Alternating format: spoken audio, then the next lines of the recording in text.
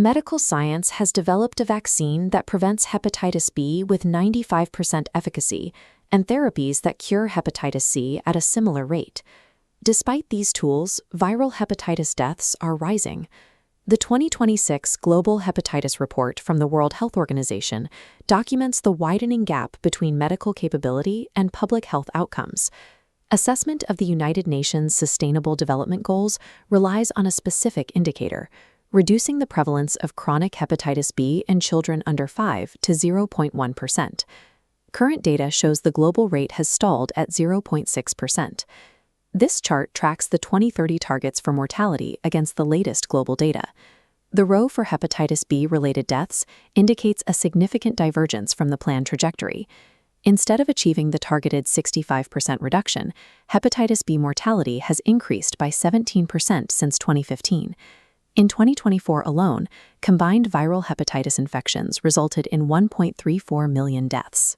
This rising mortality reveals a systems engineering failure within national healthcare architectures.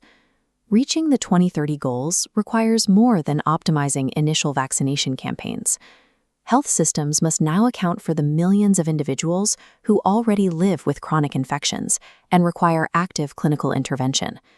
To address this, we will examine regional epidemiological profiles, identify the specific bottlenecks in primary care, and analyze successful national service models.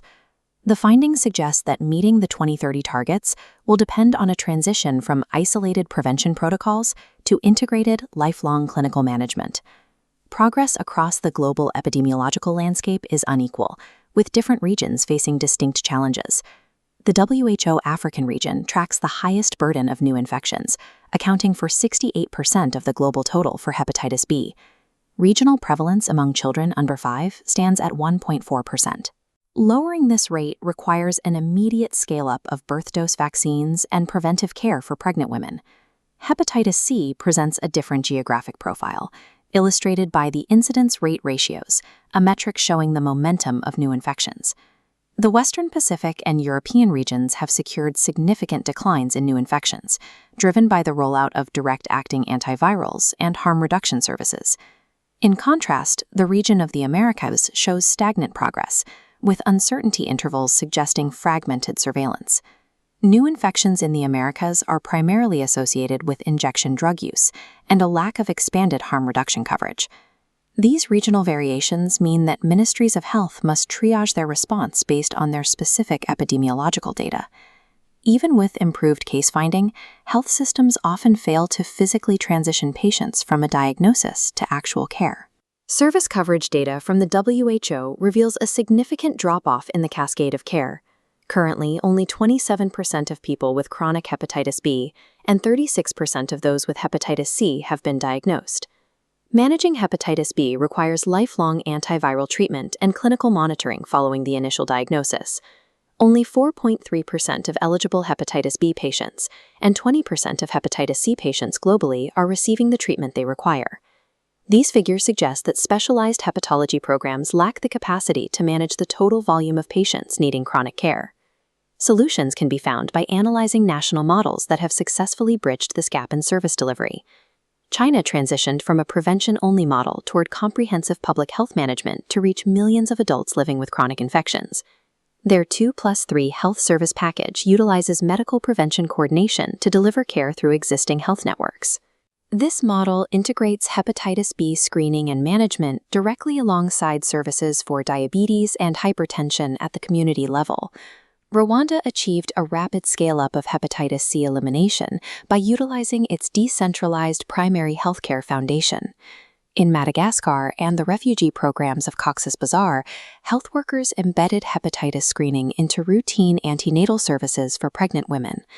These integrated maternal programs use existing national surveillance platforms to track patient progress without creating redundant systems. Successful states have consistently moved diagnostic and care workflows into the daily operations of universal health coverage. To reach the 2030 targets, the report identifies 4 strategic directives for national ministries of health. Directive 1 is to scale up early life prevention by expanding timely birth dose vaccination and integrating maternal screening into standard antenatal care. Directive 2 is to expand harm reduction. This is a priority for the Americas to reduce hepatitis C transmission among people who inject drugs. Directive 3 is to enact global service integration, moving hepatitis care from specialized centers into community-based primary care protocols. Directive 4 is to overhaul financing.